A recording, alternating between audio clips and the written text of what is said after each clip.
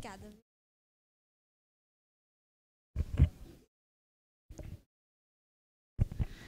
Olá, boa tarde a todos. Sejam bem-vindos. Com enorme felicidade que a gente declara aberta a segunda semana de ensino de História desse ano, que está acontecendo do dia 17 ao dia 21 de setembro desse ano, de 2018.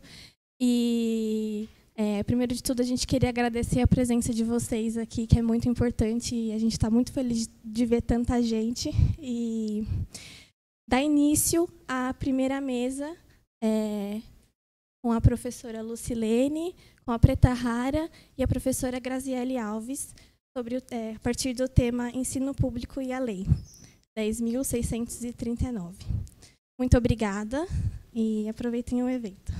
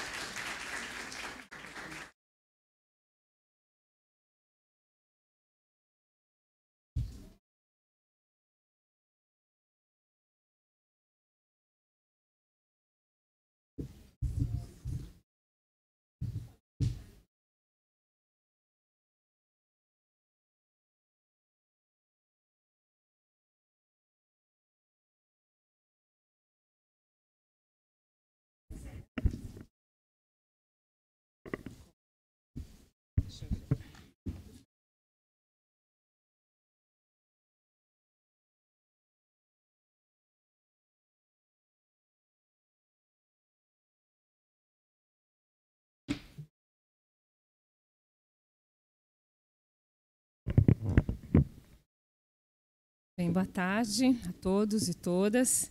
É uma satisfação, um prazer estar aqui nessa mesa de abertura da segunda semana de ensino de História. Na verdade, eu estou nessa mesa para mediar. Essa é a primeira mesa.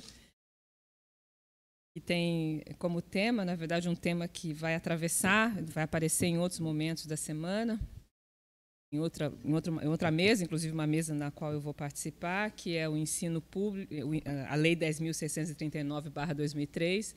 Essa mesa, em específico, vai discutir o ensino público e a Lei 10.639/2003. Eu tenho particular interesse por esse tema, pelo tema dessa mesa, né, em razão de ser professora de História da África, mas também por tudo que esse tema implica do ponto de vista de um debate que a gente fez muito intensamente no último ano na Unicamp, né, que são as ações afirmativas, as cotas raciais, o vestibular indígena. E no próximo ano nós teremos, pela primeira vez, não é, uma turma de ingressantes que pode marcar definitivamente, né, esse passo importante que a Unicamp deu rumo às ações afirmativas.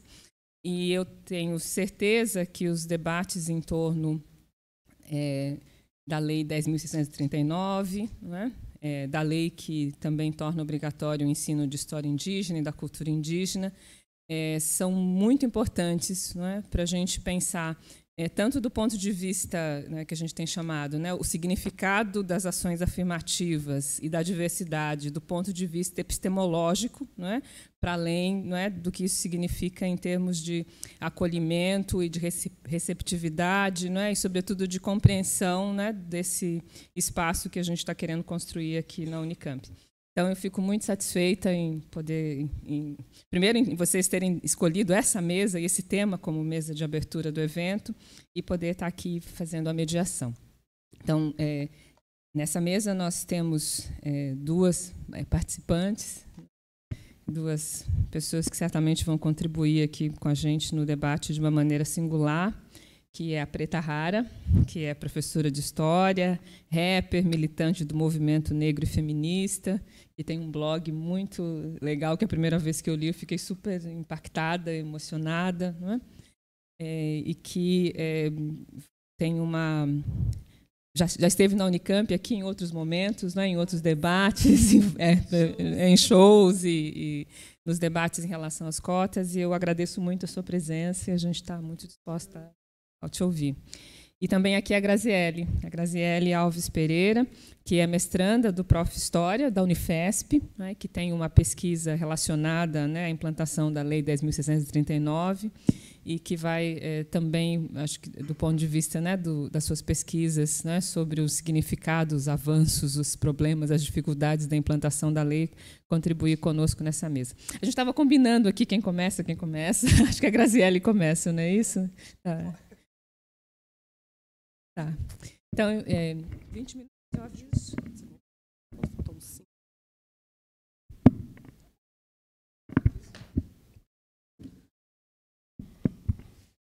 Boa tarde. Primeiramente, eu quero agradecer esse espaço. É extremamente significativo para a Lei 10.639, uma mesa dessa de abertura, com a presença de 3 mulheres como nós, e dentro de uma universidade em São Paulo, como a Unicamp. Para nós, isso é muito significativo, né, professora? A gente sabendo, inclusive, ainda como São Paulo ainda, suas posições conservadoras, isso se faz necessário. Então, como ela já me apresentou, eu sou professora de educação básica da Prefeitura de São Paulo. Eu pensei rapidamente uma trajetória para vocês me conhecerem. Eu entrei esse ano na Prefeitura de São Paulo, mas sou professora desde 2014. A lei ela tem uma importância dentro da minha construção de identidade como mulher negra, como professora, e como essas questões elas são indissociáveis dentro da sala de aula quando eu entro. Não venho de uma família politizada, venho de uma família trabalhadora. Minha mãe é empregada doméstica, costureira. Meu pai se aposentou como lavrador. Trabalhou muitos anos como trabalho análogo à escravidão. E essa construção identitária veio extremamente tarde na minha vida. Veio já na vida adulta, fui estudar história, ainda sem saber qual era o caminho que eu queria. Mesmo durante a graduação, as minhas construções de identidade elas demoraram a acontecer. Tive alguns sinais, porque dentro do meu curso de História eram pouquíssimas as referências de professoras e professores negros e negras. Eu tive 2 referências, que foi 2 professores do Departamento de Letras, na época. No Departamento de História nós não tínhamos. Apesar da boa vontade, principalmente da professora que lecionou História da África na época. Então, eu comecei minha graduação em 2009. Então, vocês imaginam, né? A lei ainda estava começando, né? Então, ela mesma falava que ela estava procurando o caminho, mas ainda era muito difícil.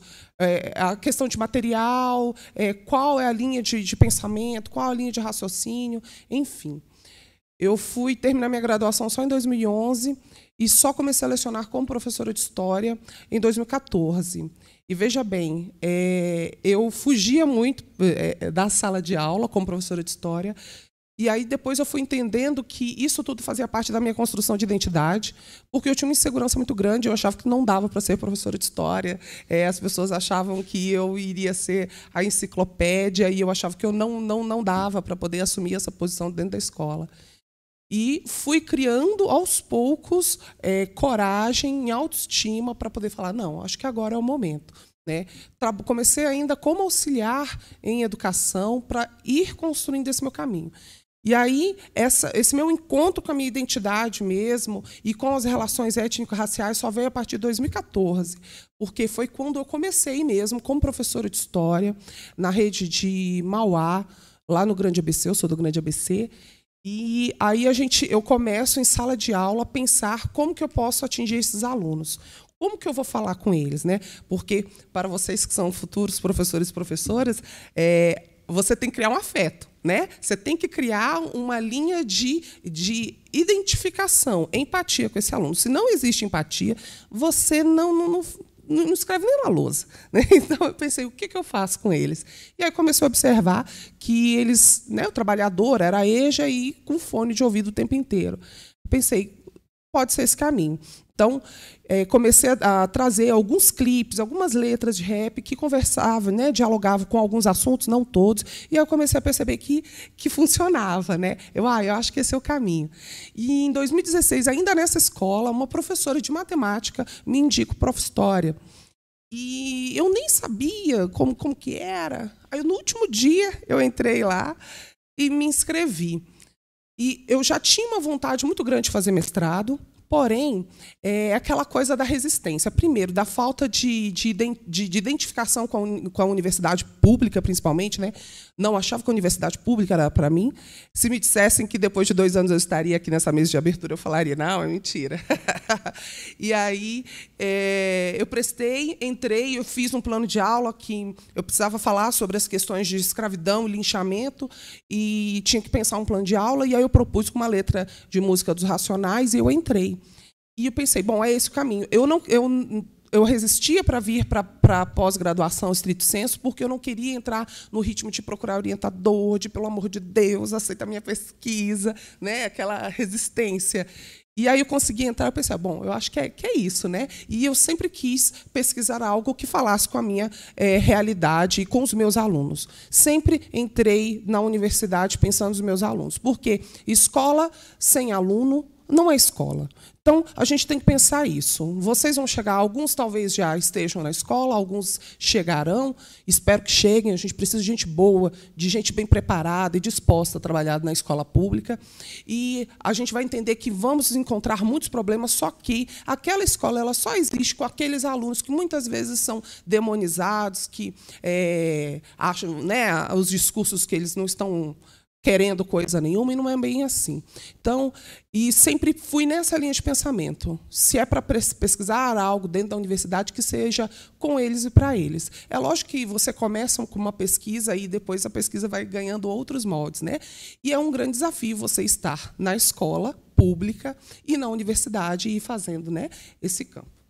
Bom, aí eu quis trazer... Primeiramente, eu vim pensando, né, como que eu inicio essa fala.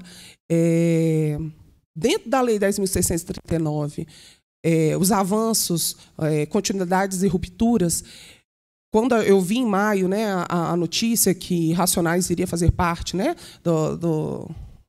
obrigatória do vestibular da Unicamp, isso é uma grande representatividade, né, professor? E eu imagino que você esteve dentro desse debate, né, para incluir. Quando você coloca as letras do álbum Sobrevivendo no Inferno, do mesmo patamar que Camões, isso é uma grande ocupação das culturas periféricas, da população preta, e isso é muito importante para nós. É por isso que a gente vem lutando, né, todos esses anos. E que seja só o começo de muitas outras conquistas, mas isso, sim, é muito representativo para nós. Por quê? Aquele aluno da periferia, ele se sente representado, e aquele aluno que nunca teve contato, ele, em algum momento, pelo menos para o vestibular, ele vai ter que ler aquela letra. Né? Então, você obriga ele, de alguma forma, ter que ler alguma coisa. E aí, talvez, ali você vai fichas caindo e a gente vai entrando dentro desses universos. Obviamente, nós temos muito trabalho ainda para fazer, mas eu confesso que eu recebi, como pesquisadora de educação básica, dentro do universo, né, eu recebi... com muita felicidade a notícia. Imagino que os embates, inclusive conflitos, para poder chegar a essa decisão, que a gente sabe que não é fácil, né? Dentro das universidades ou escolas, a gente está lidando com várias disputas, né? Disputas ideológicas, de poder, de fala, de posição, e mesmo assim a gente conseguir perfurar tudo isso. Isso foi muito importante. Eu trouxe algumas questões que, ao meu ver, a lei ela faz emergir dentro da escola, mas também fora dela. A cultura escolar e o racismo. Né? Então, na Unifesp, eu não sei aqui, mas provavelmente também, a gente trabalha muito as questões do que é cultura ou culturas escolares, né? E racismo. Então, o racismo ele vai recortar essa cultura escolar. O que seria essa cultura escolar? As disciplinas, como é a forma escolar, como essa escola ela se constrói, como ela se estabelece, as relações que eles criam entre si, os alunos, professores, gestão, e o racismo ele está ali presente, ou ele é invisibilizado, e é o que é mais difícil, você provar que ele está ali, quando todo mundo fala que não, né? Então, como as escolhas são feitas, como as escolhas de eventos são feitas, como esses alunos se tratam, né? Como a gestão trata as questões étnico-raciais ou não trata. Então, como a lei ela dá uma sacudida, coisas que estavam lá paradas, ninguém mexia, como se estivesse embaixo do tapete, né? E aí a lei ela faz você levantar esse tapete. Então, obviamente através de muitos conflitos, mas ela vem dar uma sacudida. A representatividade negra docente na sala de aula. Para o meu trabalho, um dos trabalhos eu estava lendo de uma professora da Federal da Bahia, não vou lembrar o nome agora. A gente não parece, viu? Que a gente é professora, a gente fala bastante, né? Fala bem, mas fica nervosa, então a gente esquece tudo. E aí ela fala uma coisa muito bonita, que quando uma professora, um professor negro ou negra entra em sala de aula, entra também uma militância. E eu nunca mais esqueci disso, né? Eu sei que comigo ou entra uma militância junto comigo, é pesado, né? Às vezes você só quer levantar. Esses dias mesmo, eu estava numa reunião de professores à noite, eu era responsável pela ata, né? Aquele dia eu só queria fazer a ata. Eu estava cansada, já era 19h, eu só queria terminar de escrever a ata.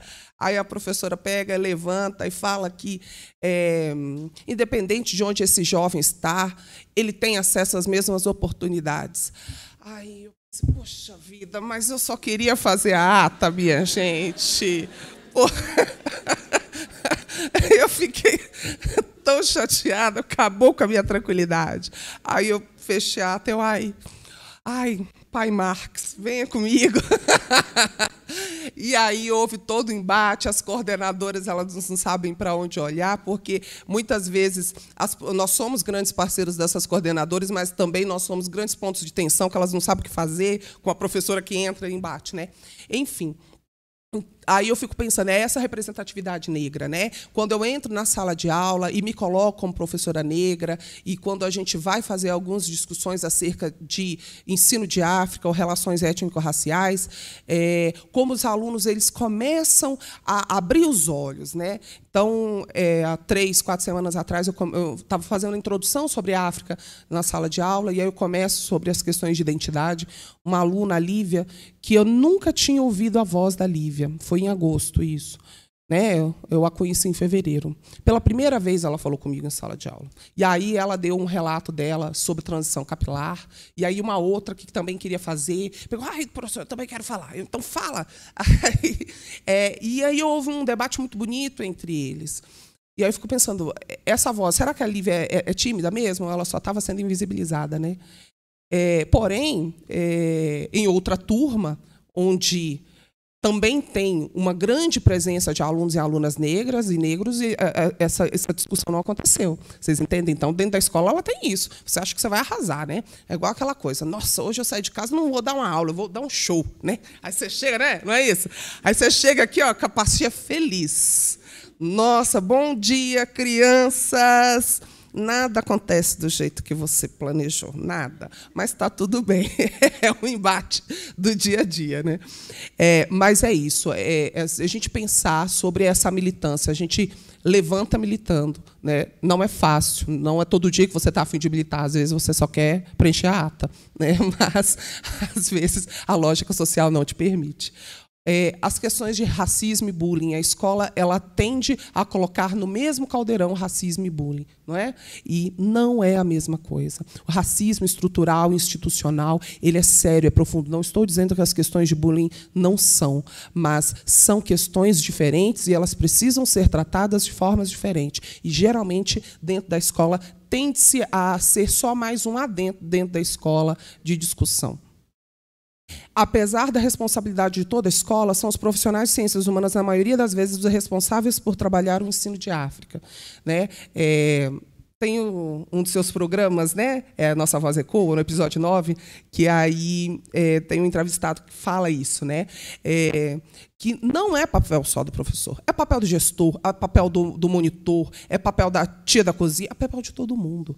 né, nessa construção de identidade, na construção de autoestima, na construção do ser, e também de vetar quando vê qualquer situação que seja de cunho racista. Isso também faz parte da Lei 10.639. Mas não é assim que acontece. Geralmente, o professor de história, ciência, história, filosofia, geografia, fica muito mais a cargo dessas questões, e quando ninguém sabe o que fazer, ou precisa trabalhar a temática, chega e fala: Grazi, ai, eu estou pensando em fazer alguma coisa, mas não sei muito bem.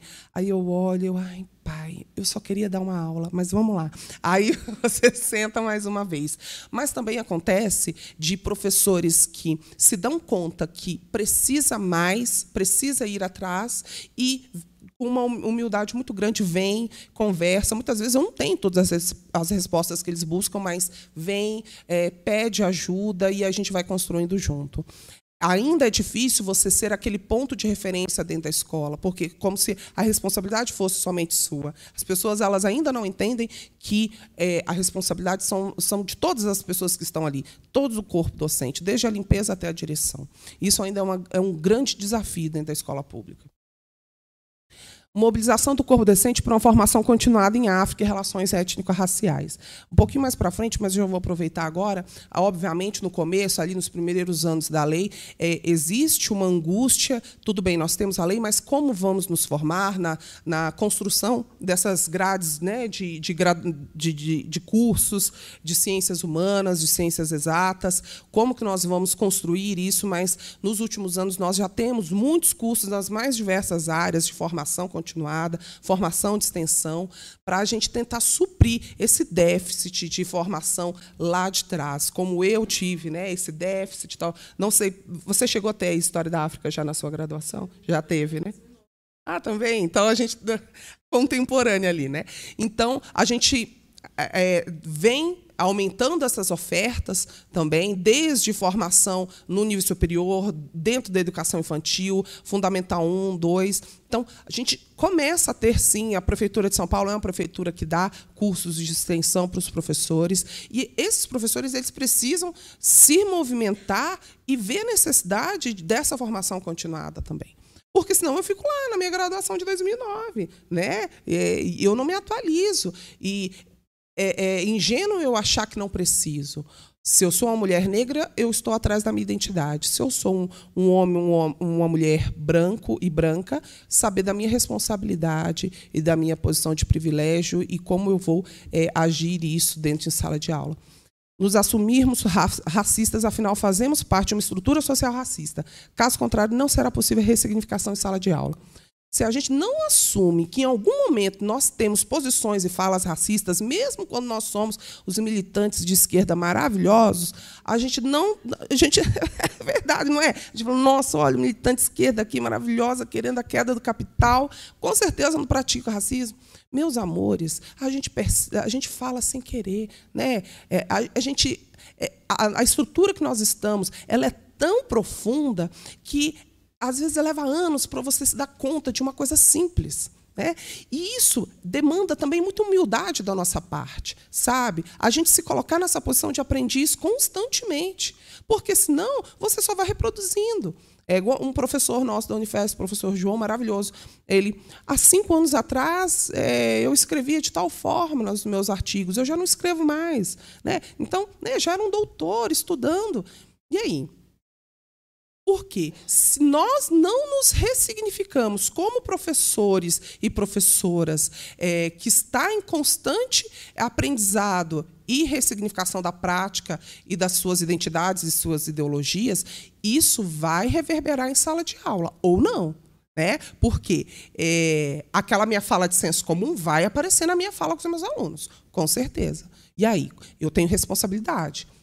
Quando você está numa sala de aula com 30 alunos, e aí se você tem 4 sétimos anos com 30 alunos cada, você imagine você fazendo uma fala sem pensar, né, o efeito cadeia que você cria. Não é? Então, a gente precisa ter essa responsabilidade e baixar nossa bola, nossa guarda, e pensar: não, eu estou numa estrutura que é muito maior que eu, que também sou vítima disso, mas eu preciso pensar sobre isso. Porque o grande problema do racismo é quando ele é tão invisível que as pessoas simplesmente não tocam, né? Eu estava conversando ontem com um colega meu de Minas Gerais, ele é coordenador de uma escola particular.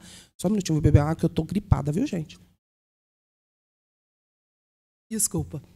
E aí, a gente conversando sobre a lei, e aí ele fala, Grazi, fui fazer um trabalho aqui, foi tão difícil, existe um abismo tão grande, por quê? As pessoas, aquele estereótipo de África, mas não tem nada, não queremos tocar no assunto, não vimos necessidade. E ele fala que é uma luta constante, né? Como trabalhar isso aqui no interior de Minas Gerais? É até um dos meus tópicos próximos. O perigo da folclorização. Na escola, né? Isso é muito comum. Vamos trabalhar a África, crianças. Vamos fazer um monte de máscara africana maravilhosa. Nada contra as máscaras. Elas são lindas mesmo.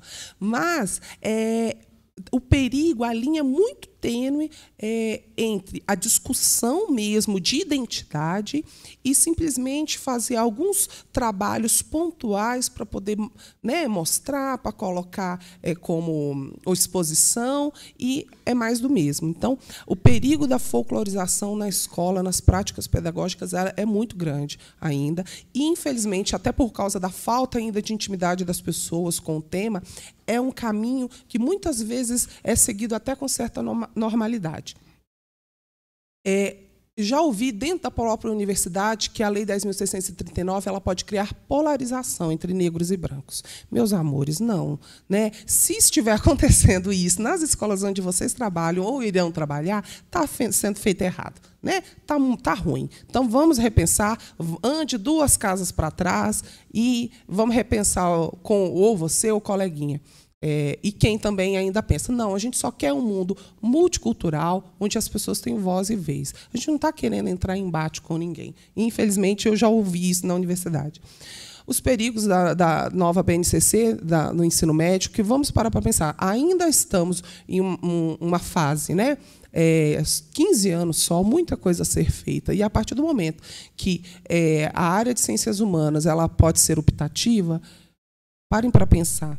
Se ainda a responsabilidade ainda recai sobre os professores de História, Sociologia, Filosofia, e aí essas disciplinas não são mais obrigatórias, e muitas vezes você também já não vem com um trabalho lá no fundamental, qual é o caminho ou não da Lei 10.639? Porque tudo isso daqui é o quê? Para ressignificar a sala de aula, não é isso? E se aí não se torna mais obrigatório, a lei ela pode entrar num grande perigo. Então, na sua aplicabilidade. Então, eu me preocupo muito no momento com isso. Inclusive, o novo currículo da Prefeitura de São Paulo ele já vem muito baseado dentro da nova BNCC, e isso é algo que me aflige. Há alguns desafios. A falta de formação lá atrás, inicial, nos cursos de graduação, imagino que tenha sido um grande desafio para quem tinha que formular, né, as nossas formações. Dificuldade para a elaboração de material didático. Cada vez mais nós temos mais materiais, mas, no início, isso foi muito difícil. Onde encontrar, como ir, com quem pesquisar. Como está sendo realizada a discussão fora dos grandes centros urbanos? Não é? Como está sendo lá no interior de São Paulo, né? Lá em Pindamonhangaba, lá no interior do Rio de Janeiro, lá no interior do Rio Grande do Sul. Como é que está sendo a aplicabilidade da 10.639? É um desafio. Aqui nós estamos em grandes centros onde a gente dialoga. Não é? Alguns ainda não sabem nem a existência da lei. Os movimentos sociais, especificamente o movimento negro, assumem um papel fundamental no auxílio para a formação continuada dos profissionais de educação. Né? A grande luta do movimento negro, a gente chega, e ele também assume um papel muito importante dentro dessa formação. Né? Vou passar um pouquinho rápido para... Aumento de cursos sobre... Então, aí a gente vai aumentando, né, os cursos nas mais diversas áreas sobre africanidades. Ressignificação na escola da cultura produzida na periferia pela população negra, apesar de ainda ser muito demonizada, mas, aos poucos, a escola ela vai tendo que abrir esse espaço e ouvir esse aluno e essa aluna de alguma forma. Coloquei um caldeirão e um vulcão para... designar a escola pública. Porque é isso, a escola pública ela é um caldeirão em ebulição, em que é um momento você acha que vai explodir. Mas é por quê? Porque ela é heterogênea, né? Você tem ali vários personagens, várias situações. Ela não é linear, ela não tem uma cor só, e você está dentro de um embate constante. Então, os desafios e variáveis da escola pública. Os múltiplos sujeitos são os adolescentes, quem são esses meninos e essas meninas, qual a constituição familiar, a relação com a territorialização. Uma escola pública de um determinado bairro, às vezes, a do outro lado é totalmente diferente. Então, às vezes, nessa escola onde eu estou, eu vou fazer algumas aplicações e trabalhar muito bem, em outra não. É um desafio constante. Gestão e corpo docente. É muito importante uma gestão democrática e ativa dentro da escola pública, porque senão você não consegue colocar alguns trabalhos em prática. E a heterogeneidade e construção da identidade negra. E a responsabilidade que nós temos com a autoestima desses alunos e dessas alunas. Como você aborda ensino de África em sala de aula? Você vai para o clássico, né, os escravizados que vieram aqui para o Brasil? É isso que você vai fazer? Você tem que pensar que você tem responsabilidade com aquele aluno que está ali na frente, que está ali na sua frente, que muitas vezes ele vai querer se enfiar debaixo da cadeira. Então, pensa antes do que você vai falar, porque senão você pode simplesmente reproduzir o que já está posto, né, se a gente não reflete sobre a prática. E desafio para os jovens professores, que eu fiquei pensando, bom, estarei ali com os jovens professores, né? Conflitos geracionais. Então, na escola, hoje acontece muito isso, novos professores chegando e os que estão lá 10, 20 anos, os que já estão há muito tempo, alguns são abertos, outros já são um pouco mais conservadores. Existe um conflito, às vezes não tão aberto entre esses professores, mas que esse conflito ele é bom, ele precisa acontecer, porque mexe com a zona de conforto. Demonização e idealização da escola. A escola não é tão ruim assim quanto pregam, tá? Tá tudo bem, a gente sobrevive, e é muito bom trabalhar com os adolescentes, eu gosto muito. Mas também é aquela coisa, às vezes você chega com a pastinha, nossa, vou arrasar. E aí você não arrasa, porque aí pegaram a sua aula para um ensaio, ou aí as crianças estão brigando, e aí você tem que fazer o discurso, né, bonito, e aí a aula vai para a próxima aula. Então, é isso, nem ao céu, nem ao inferno, mas a gente sobrevive. E o último, não há fórmula. Então, não tem como eu chegar aqui e falar, este caminho. Vocês vão construindo os caminhos de vocês, como professores de escola pública, e como aplicar a Lei 10.639. Cada um vai encontrando o seu caminho. E aí, eu trouxe para vocês um exemplo só, né, do trabalho que a gente fez na minha escola esse ano. Nós tivemos o Festival Literário e a Mostra Cultural. Esse aqui é o 8º B, uma sala linda, me dá um trabalho, mas mas eles são maravilhosos. Nós fizemos, a escola está trabalhando com o tema sobre direitos humanos, e aí alguns professores apresentaram grande resistência, porque porque tira da zona de conforto. Né? Não, isso é coisa do pessoal de história. História e geografia. Como que eu de ciências vou dar conta disso? Como se não fosse da responsabilidade dele questões de direitos humanos em sala de aula. E aí, os alunos, a gente debatendo, eu fui percebendo que eles queriam falar sobre desigualdades sociais. E qual foi o caminho que eu encontrei? Eles foram entendendo que, dentro dos temas que eles encontraram sobre saúde, fome, eles foram percebendo sempre as questões étnico-raciais ali presentes, né? Como a população negra entra dentro dos dados que eles trouxeram. Então, nós elaboramos essa apresentação, onde cada um ia recitando e falando um dado do IBGE sobre as questões das desigualdades sociais, que eles dividiram em 5 grandes eixos. Foi uma apresentação muito bonita, muito séria. Depois, no final, as pessoas ficaram uns 2 segundinhos para poder bater palma. E eles se envolveram muito também, tá vendo? Os adolescentes eles dão um trabalho mais... E aí a gente teve agora a Mostra Cultural, que foi um desdobramento do Festival Literário, onde nós falávamos sobre mulheres negras, e aí essa mesma turma apresentou a vida da Marielle Franco, onde eles iam contando a vida da Marielle Franco, e eles fizeram um corredor, as pessoas iam passando, e eles iam contando a vida dela até o final. Obviamente, eu tenho certeza que aqui nós temos muitas outras possibilidades de práticas. Eu só trouxe porque eu pensei, eu sou professora de escola pública, né? Então deixa eu levar alguma coisa para eles, senão vão ficar só ouvindo minha voz, vão cansar, né? E é isso. Desculpa se eu estourei em muito tempo. Trouxe uma frase para vocês. No momento em que escolhemos amar, começamos a nos mover contra a dominação. contra a opressão. No momento em que escolhemos amar, começamos a nos mover em direção à liberdade, a agir de formas que libertam a nós e aos outros. E é isso. Vamos nos amar, vamos nos libertar e que vocês tenham uma semana aí de ensino de história maravilhosa, viu? Muito obrigada.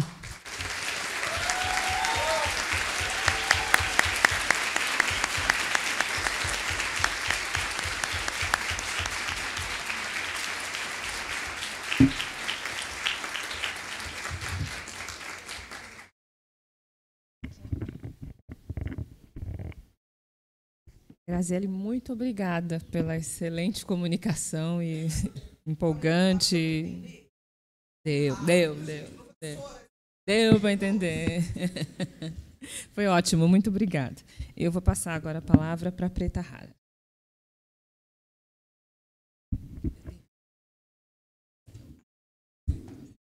Beleza. Bom, boa tarde a todas. E aí, quando eu falo todas, é todas as pessoas presentes. Estou muito feliz de estar aqui mais uma vez na Unicamp. Já vim falar em diversas mesas aqui, já vim fazer diversos shows, já vim gravar um programa para a TV da Unicamp. Então, fico muito feliz quando me chamam aqui para Campinas, para me rever meus amigos, né, Vicenta, Taína e vários outros e outras. Bom, nossa, quantas coisas, né, Graziele? E quantas pontes, né? Muitas coisas que você passou, eu passei também. Eu costumo dizer que a história das mulheres pretas só muda o lugar, a cidade, né? Geralmente é a mesma trajetória, você falando da sua mãe empregada doméstica, a minha também, enfim. Bom, eu costumo dizer que quem me criou na infância, né, quando era criança, quem me criou não foi minha mãe nem meu pai, apesar de morar lá com a minha mãe e com meu pai. Quem me criou foi a TV brasileira. O único acesso que nós tínhamos a entretenimento na época era a televisão. Então, eu nasci em 85, eu tenho 33 anos, e aí a nossa diversão era a televisão, aquela da década de 90. Eu não sei quantos anos vocês têm, mas que não mudou nada, gente. É só ligar a TV em 2018 agora mesmo. Então, é a mesma programação. Era aquilo. Então, a falta de representatividade, de tentar se ver de uma forma legal, era sempre vendo a mulher preta apanhando, sendo escravizada na TV, enfim. Então, quem me criou foi a TV brasileira. E aí, no processo da adolescência, eu já queria estudar história, mesmo sem saber o nome. Porque, assim, né, na nossa vida, a gente vai fazendo as coisas e muitas das vezes não sabe o nome que isso tem, né? Minha mãe sempre foi feminista, mas não sabia que o nome disso era feminismo, né? Meu pai sempre lutou sobre a questão do racismo, mas, na época, não sabia quais eram os nomes. E eu falo para ele, você era militante já. Ele, não, mas o que é isso, militante, né? Mas já tinha essas ideias em mente. E aí, eu tinha o grande sonho de ingressar na universidade. Eu sou lá da cidade de Santos, a Santos periférica, não é aquela Santos linda do jardim, da praia, onde eles costumam dizer que é o maior jardim da América Latina, enfim. Agora eu estou morando em São Paulo, mas eu passei a vida inteira em Santos, na Santos periférica, que ainda tem favela de palafita. Quem não sabe o que é favela de palafita são os barracos fincados no mangue, né? É de lá onde eu nasci e passei minha infância inteira. E aí eu demorei muito tempo para conseguir ingressar na universidade, né? Porque era muito louco. Eu saí do ensino médio em 2002, não sabendo que existia universidade pública. Porque na escola nunca me falaram que a universidade pública eu poderia acessar aquele espaço também. Eu descobri que tinha universidade pública quando eu comecei já a cantar rap. E aí fui convidada para cantar no cursinho pré-vestibular lá da minha cidade, que tem em vários lugares, que é Educafro. E aí foi a primeira vez que eu escutei falar sobre universidade pública, né? E vários meus amigos também, enfim. Mas aí, nessa época, eu já tinha interesse de estudar história. Só que eu comecei a trabalhar, e aí demorei muito tempo para conseguir um emprego. E aí o único emprego que eu consegui foi de ser empregada doméstica, porque aqui no Brasil ainda essa profissão é hereditária para as mulheres pretas, né? Minha avó foi empregada doméstica, minha mãe foi empregada doméstica, e o que sobrou para mim foi ser empregada doméstica, que, segundo uma patroa, falava que já estava predestinado na minha família a servir. E aí eu tinha que ser feliz do que já estava predestinado, já que todas foram empregada doméstica. E aí, em 2009, eu consegui ingressar na universidade, ainda era diarista, e eu lembro que eu tinha que pagar um valor da mensalidade, da matrícula, porque eu me formei na Universidade Católica de Santos, e aí tive sorte de ter 2 pessoas que me ajudaram nesse dinheiro aí para poder ingressar na universidade. E aí meus pais falavam: nossa, mas como assim você vai ingressar na universidade? Isso é para rico, isso é para quem tem dinheiro. Eu não estou entendendo, né? Como assim? Aí expliquei para eles e tal, e em 2009 eu ingressei na universidade, sendo ainda diarista, e aí na metade do ano de 2009, no segundo semestre, eu consegui um estágio lá no Engenho dos Erasmos, né, Monumento Nacional, Engenho dos Erasmos, lá em Santos, e lá eu fiquei estagiando durante um ano, mais ou menos, né. E quando eu ingressei na universidade, eu já queria ser professora de História. Era isso. Eu lembro que era uma turma que entrou 85 e se formaram 12.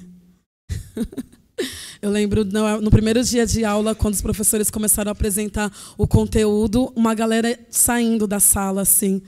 E aí, tipo, nunca mais vi essa galera, eu só vi no primeiro dia de aula. E aí diversas dificuldades, né? Porque ainda fazia faxina para tentar conciliar aí toda a carga gigantesca de conteúdo. Tive alguns amigos também que me ajudavam a ter acesso a algum tipo de informação. E aí, então, em 2009, quando eu ingressei na universidade, eu já sabia que eu queria ser professora de História. Fiquei 1 ano nesse museu.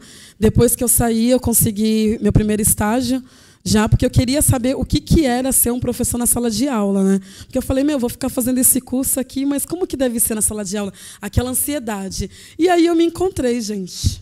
Lógico que não foi fácil, porque o primeiro dia eu cheguei imitando os meus professores da universidade, na escola pública, e aí, ou seja, não rolou, né? A forma de fala, cheguei com meu óculos, nem usava óculos, mas cheguei toda séria, prendendo o cabelo, com uma roupa toda séria e tremendo assim, né? Tremendo muito. Porque na minha primeira aula eu passei o conteúdo que um outro professor deixou, e aí só falei oi para a galera, falei de onde eu era e virei tremendo, assim, tipo, meu Deus, e agora o que eu falo? Quando eu viro, tem uma menina sentada no colo do menino na sala, assim, né? E aí eu falei, como que eu vou lidar com essa situação, se chegar a coordenadora e tal? E aí eu falei para ela, você não pode sentar no colo do menino, você tem que sentar do lado. Ela, não, professora, eu gosto de sentar e tal. Então eu lembro que foi a primeira coisa que eu tive que lidar com essa situação mega diferente, né? Que não me falaram na universidade. Né? Não conta essa parte. E a outra é descobrir que o inferno existe na Terra, entendeu? O inferno existe na terra e o inferno se chama Sala dos Professores. É tipo aquele episódio do Chris que entra aí, né? A galera tá bebendo, tá mal. Se fosse assim, tava bom, né? Mas não, gente, ali eu já tomei um baque assim de que se eu não tivesse tão convicta do que eu queria, eu já tinha desistido dali, tá ligado? E aí minha fala é assim, tá ligado? Porque a gente é do rap e é isso, a gente vai mesclando as coisas. Porque assim, muito tempo também eu estive na universidade, onde eu não entendia diversos termos, e eu tinha que procurar na internet, né? E aí, como diz o grande pensador Pedro Paulo, mais conhecido como Mano Brown, gíria não, dialeto, né? Então, o que eu falar, vocês não entenderem na gíria, vocês escrevem, e aí pesquisa também, porque faz parte da nossa linguagem, e é essa linguagem que nossos alunos falam também, né? Então, a gente tem que estar bem atenta para saber como que a gente vai comunicar dentro da sala de aula. E aí, cheguei dentro da sala dos professores, e aí uma professora já falou, você é tão bonita, o que você está fazendo aqui? Você vai ter olheira, sua cara vai cair. Desiste, vai fazer alguma coisa na arte, vai cantar. Mal sabia ela que eu já cantava, né? Vai cantar e tal. Aí um outro também, ixi, você vai para que sala agora? Eu, para o 7º B. Olha, cuidado que tem um menino lá de 12 anos que já era. Acabou para ele. Aí eu falei, mas como assim? Você está falando de uma criança de 12 anos, que ela já não tem perspectiva de vida, acabou para ela. E aí eu me dei super bem nessa escola, e aí fiquei pouco tempo, né? Porque aí o professor, quando se dá bem em escola pública, ele é perseguido, né? Porque a pior sala, que ninguém quer dar aula, é a sala que você entra e fala, não, professora, não vai embora, a gente quer a senhora. Aí os professores já começam, né? Tipo, mas o que você faz? Mas ela não dá aula, não. Ih, ela deve cantar só rap, porque essa menina só canta rap, nem deve passar o conteúdo. Dentro da sala de aula, a gente começa a desenvolver técnicas que a gente até não conhece. Equilíbrio, né? Porque aí você está lá, alguém esbarra em você, e aí cai o diário e a água está perto. Mas também você desenvolve técnicas de como se aproximar do aluno, saca? Porque eu acredito também que o conhecimento não é só daqui para lá, né? O conhecimento é cíclico. Então, as coisas que eu aprendi na sala de aula foram coisas que eu não aprendi em lugar nenhum, nem na escola, nem na universidade, em lugar nenhum, né? E aí é algo que eu sinto muito falta, porque hoje eu não dou mais aula. Eu dei aula durante 6 anos. É que chegou um momento na minha vida eu tive que escolher. Eu sou rapper, eu canto rap há 12 anos, e aí teve um momento que não estava conseguindo mais conciliar as 2 profissões, mas é algo que eu sinto muita falta, muita saudade de estar dentro da sala de aula. E aí, quando eu falo para os meus amigos que são professores, eles dão risada, né? Tipo, mas como assim você sente falta? Porque é isso, gente. Quando a minha mãe falava que eu seria o futuro do Brasil, eu falava, nossa, então o Brasil acabou para você. Agora acredito que vai ter fim do mundo mesmo, né?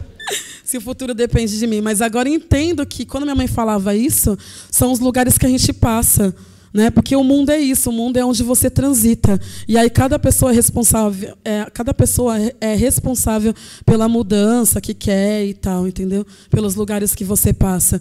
E hoje em dia sou uma grande criadora de conteúdo, e aí eu vou criando conteúdo em todas as plataformas. E mesmo eu não estando dentro da sala de aula, tudo que eu faço, quem quiser, quem me conhece, pode pesquisar. Tudo que eu faço tem um embasamento de que, será que isso vai dar para trabalhar dentro da sala de aula? Tipo, eu vou fazer uma música assim, mas eu não vou colocar um palavrão, porque isso vai trazer uma barreira da professora poder utilizar essa música dentro da sala de aula, né? Eu vou criar uma websérie com uma linguagem bem acessível, uma linguagem para todos, e que os professores possam utilizar qualquer um dos episódios dentro da sala de aula, né? Então, sempre lembrando desses lugares. Porque eu lembro que, quando eu cheguei na escola para lecionar, eu lecionei na escola pública e lecionei também numa escola particular, de periferia, que a maioria dos pais dos alunos eram comerciantes e tal. E aí eu lembro da diretora falando, vem uns negócios aí que tem que falar da história dos negros. E aí você fala, como se só pelo fato de eu ser professora de história, e principalmente mulher negra, eles tinham que ter esse tipo de conteúdo só no curso de história, né? E aí eu fiz diversas pesquisas e sabe, vai entregando para os professores, para o professor de matemática, que tinha os jogos africanos, que eles poderiam trabalhar isso dentro da sala de aula. E aí também tive diversas barreiras do momento que você só quer preencher a pauta, né? Você só quer estar, você não quer atuar. Mas sempre fica muito ligado essa questão também, quando o professor é negro, quando a professora é negra, que já intitula aquela pessoa como militante salvador da pátria, né? Então, eu tive que lidar em diversas escolas que eu trabalhei com várias questões. Por exemplo, da professora chegar empolgada, olha, nós estamos trabalhando com a lei 10.639. Eu, que legal, o que você está fazendo? Então, a gente está na época do carnaval, e aí eu vou pintar as crianças todas de preto, e a gente vai sair de nega maluca, e aí eu peguei um samba, e aí eu peguei isso, aí você fica... Meu Deus, essa pessoa está na época, né? 2011, e não consegue entender essas questões, né? Porque, assim, gente, quando teve a mudança da lei da ortografia, eu lembro que vários professores foram lá fuçar, porque tinha que ficar todo mundo atento e mega informado, né? Então, por que essas mesmas pessoas não vão atrás também dessas informações, né? Hoje em dia tem diversos materiais falando sobre isso. Inclusive, a minha websérie ela está sendo citada em vários planos de aula, em diversos lugares, que é a websérie que eu produzi no ano passado, que se chama Nossa Voz Ecoa. E aí, um dos episódios, na real, o episódio 9, se chama A Lei 10.639, né, que a professora Graziele acho que já assistiu e tal. Já usou?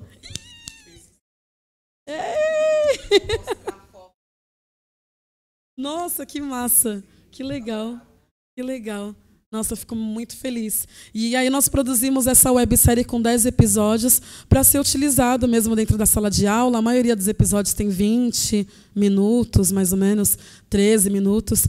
Tem um que se chama Racismo na Escola, que aí é só as crianças falando. E aí quem é praticamente a apresentadora é a MC Sofia, que é uma das nossas referências também de meninas negras, que a gente tem que utilizar dentro da sala de aula, passar em diversos lugares, porque esse lance do protagonismo, né? Já que a gente não vê referência em diversos lugares, nós, do movimento negro, a gente começou a produzir esse tipo de conteúdo para utilizar como referência, né? Porque eu lembro que quando eu chegava chorando na escola, que me chamavam de macaca, ou a professora sempre apontava para mim quando eu ia falar de escravidão, né?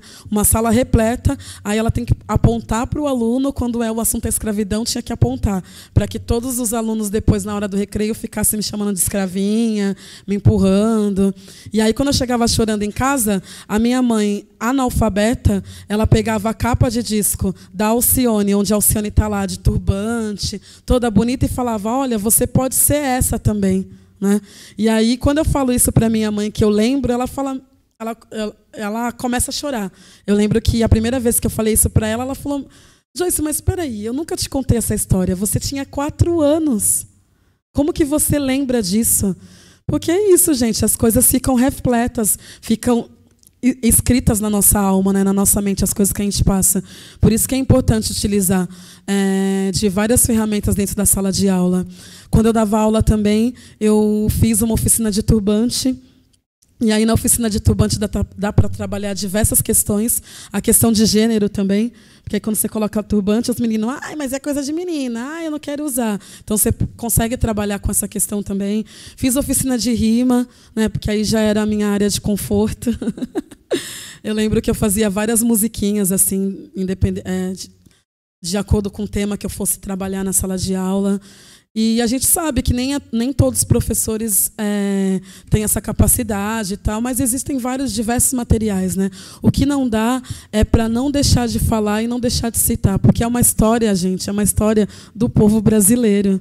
56% da população é preta. 56%, quando eu falo, são os que auto se declaram, né? Porque tem muita gente aí que é preta e não sabe, por conta do colorismo, por conta das políticas do embranquecimento. Porque por muito tempo ser preto era crime no Brasil, né? Ainda é, em alguns lugares, né? Quando eu entro nas lojas, as pessoas me perseguem. Ainda é. Então, por muito tempo. Então, tem muita gente ainda que é preta, mas não sabe que é preta, né? Mas aí não sou eu que vou falar que é ou que não é. Mas ainda vou inventar um negrômetro e vou ficar rica. O negrômetro vai ser um aplicativo que vai encostar assim, preto, preta. Que a gente tem que discutir isso também dentro das universidades, essa questão do colorismo também, né? Que aí é tema para um outro momento. Mas essa foi a minha trajetória. Hoje eu canto rap e aí coloco o dedo na ferida falando de diversas questões, falando da questão também, pesquiso sobre o trabalho doméstico, essa questão de que o trabalho doméstico não pode ser hereditário para as mulheres pretas. E é um assunto que eu trazia na sala de aula também, porque as minhas alunas e os meus alunos que estavam presentes, quando eu perguntava a profissão da mãe, eram empregadas domésticas, né? E a gente abordava essas questões também, e sempre falando de revolução e tudo mais, né? Porque eu vejo muito hoje hashtag, sororidade, revolução, várias palavras aí que não adianta fazer revolução se você não dá bom dia para o porteiro ou para a moça da faxina que limpa a sua república, né? Então, tipo, pouco importa, né? Ou se você tem mestrado e doutorado e não cumprimenta as pessoas que limpam também na universidade ou que tomam conta da sua segurança, né? Então, é desse lugar que eu venho, gerando incômodo através da fala, porque eu acredito que o incômodo a gente consegue mudar várias questões, né? E aí isso não pode ficar só a nível dos alunos pretos, das alunas pretas, trazer esse tipo de debate na sala de aula. Então, que realmente vocês, futuros professores, ou os que já estão dentro da sala de aula, possa ser a pedra no sapato lá do sistema da escola. E a gente não pode entrar nessa onda, dessa bolha de achar que tudo está perdido, tá ligado? O Brasil precisa muito, agora bem mais ainda dos professores, né? Mas dos professores conscientes, que sabem quem são, que conhecem a sua história e que realmente entendem a profundidade do momento que nós estamos passando. Eu fico pensando que como que deve estar a escola hoje, né? E como que vai estar daqui 1 ano, 2 anos, quais serão os conteúdos, né? Porque a história é mega importante. Porque um povo sem história não é nada, né? A gente estuda história para entender o passado, para compreender o presente e, às vezes, até prever o futuro. Porque coisas que aconteceram no passado estão acontecendo hoje, pessoas pedindo a volta da ditadura. Então, lógico que eu não culpo os professores de história deles da época, mas, de repente, ficou faltando alguma coisa, não sei. Então, a gente tem que estar bem atento a todas essas questões e entender que o aluno dentro da sala de aula é um indivíduo, né? A gente não pode também, muitas das vezes, no comecinho, lá que eu não tinha muita experiência, eu chegava com formato de aula e achava que todo mundo ia receber da mesma forma, né? Porque são 40 alunos, então é isso. O 7º B, todo mundo é 7º B. Não. Então, não adianta nada você dar aula e não saber o nome dos alunos. Tudo bem que é difícil gravar, mas pelo menos ter uma aproximação, né? Porque quando você tem uma aproximação com aquele aluno, ele fica mais fácil de chegar ao conhecimento, fica mais fácil dele se identificar com você, né? E a gente perceber das coisas que estão acontecendo com o aluno e tudo mais. Então, são essas coisas que eu quero dividir aqui com vocês, costurar, né? E falar um pouco da minha experiência na sala de aula. Foi isso. Eu dei aula durante 6 anos. E aí foram 6 anos bem vividos, que eu sinto muita saudade. E que a gente começou a construir vários projetos para poder voltar na sala de aula, né? Então esse ano, eu tenho um projeto chamado Hip Hop Resiste, que é uma forma de apresentar o hip hop nas escolas. E aí é um trabalho que eu faço tanto com os professores quanto com os alunos. Então, para os professores, a gente apresenta como uma ferramenta pedagógica para todas as disciplinas, né? E para os alunos como uma perspectiva de cultura diferente, apresentando algo novo para eles, porque em alguns lugares eles nunca ouviram falar, em outros lugares eles já conhecem mais, e mostrando que a gente tem, sim, vários poetas e vários pensadores fodásticos na periferia, em todos os lugares, né? Porque, para mim, um poeta como Mano Brown e grande pensador como a Nega Giza também, que é uma mulher preta, grande pensadora, para mim tem o mesmo nível de vários pensadores que vocês estudam, que a gente conhece, enfim. Não minimizar, né, a cultura periférica, porque essa cultura periférica ela vai estar presente dentro da sala de aula também. E aí, se você chega na sua aula falando mal do funk, você já perdeu o Ibope aí. Volta 2 casas que você não entendeu nada. Não dá para dar aula em escola pública falando mal do funk. Você pode pegar, tem várias MCs aí de funk fazendo umas letras da hora, revolucionária, falando da quebrada, falando das vivências, entendeu? Não dá para você generalizar todas, né? Porque tem muita gente que bate nessa questão do funk, mas o samba já falava também, né? A MPB, então, bossa nova, tem várias letras proibidonas, mas aí a galera acha cult, né?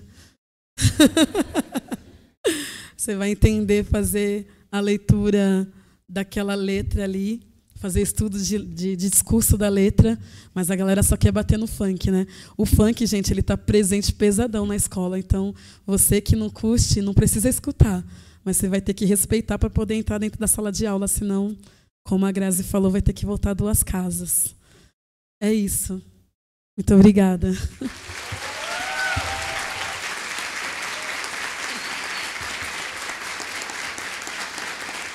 Valeu. Você é louco. Cantar rap é mais fácil. Para você falar também é muito fácil. Eu também quero agradecer a Preta Rara, muito obrigada mesmo, muito importante a sua fala, uma grande contribuição para esse debate. Eu devo... Desculpa, eu tenho um recado para dar. Eu fico tão empolgada que eu acabo esquecendo da parte prática aqui. Mas o Caio pediu para dar um recado, que a transmissão, tem uma transmissão, né, dessa mesa aqui no Auditório 2 para aqueles que não conseguiram entrar, sinal que está bombando, né? Ou seja, deve ter gente tentando entrar aqui na sala. Imagino que está na web, não é? Ou vai estar, tá, né, Zé Maria? Então já está no canal do IFISH, né?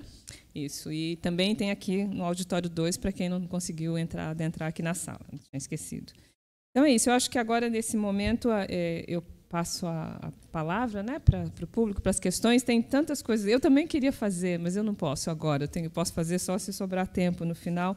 Mas eu só queria fazer um pequeno comentário com relação à mesa, né, que diz respeito à lei. Há alguns dias eu estava num outro debate, a gente estava discutindo justamente, né, ou seja, o quanto... Quer dizer, a gente vai discutir na outra mesa o ensino da história da África, da cultura afro-brasileira, o que isso significa, não é, no âmbito dessa lei 10.639, etc. Mas, quer dizer, acho que a gente já sabe, acho que foi muito bem posto aqui nessa mesa, né, que a grande questão dessa lei, né, ou seja, a gente tem que entendê-la, acho que acima de tudo, né, como um instrumento que foi, quer dizer, um instrumento que, na verdade, respondeu uma reivindicação histórica do movimento negro, né, cuja questão fundamental, cujo alvo principal era o combate ao racismo, né? Então, acho que é uma das coisas que, inclusive, acho que todos os conteúdos, né, que a gente discute, né, no entorno da aplicação da lei, no final das contas, eles têm, na verdade, um objetivo único e final, né, que é instrumentalizar para combater o racismo. E aí eu fico imaginando, e aí acho que também nas duas falas, quer dizer, a gente acaba se dando conta disso, eu acho que é isso que tem mostrado, né, todos esses anos, né, em que a gente vem debatendo a lei e reivindicando e produzindo, né, e criando material didático e tentando pensar os avanços e o quanto vai, não vai. É o quanto o racismo é muito difícil de ser discutido, né? É muito difícil de ser discutido e o quanto, né, a discussão do racismo quase sempre, quer dizer, tem implicado, não é, num tema em que diz respeito apenas aos negros, não é? Então, ou seja, essa coisa da professora negra, do professor negro ser o encarregado, né, ou ser aquele que deve estar na linha de frente da discussão do racismo. E aí eu fiquei me lembrando de uma coisa que quem é meu aluno já deve ter ouvido várias vezes, né, que uma reflexão de uma professora americana, Barbara Field, que eu gosto muito, né, e que ela diz que o racismo tem muitas facetas cruéis, né, mas talvez uma das mais cruéis, né, talvez a mais cruel dessas facetas, ou uma das mais cruéis, é o fato de que o racismo ele criou, ou seja, ele produziu esse imaginário, né, ou ele produziu essa realidade de que só uma parte da humanidade é que tem raça, não é? Ou seja, então, ao mesmo tempo, acho que isso ajuda a entender por que o fardo de discutir o racismo é uma coisa que tem a ver só com essa parte da humanidade, né, que tem raça, que é racializada. Então, eu acho que vocês colocaram várias questões, né, nesse âmbito que eu acho que a gente, né, a gente tem que discutir mesmo aqui, não é? O quanto a dificuldade, né, da implantação da lei ou da discussão do racismo, né, tem a ver, eu acho, com a maneira como ele, né, foi concebido, instrumentalizado, né, e apropriado, né, por nós ao longo de décadas e, né, de várias formas. Mas, enfim, eu estou abrindo a palavra, então, acho que aqueles que quiserem fazer questões, e a Graziele, a Preta Rara, comentários, a gente ainda tem um tempo razoável para isso. Tem um microfone para levar? Ah, tem.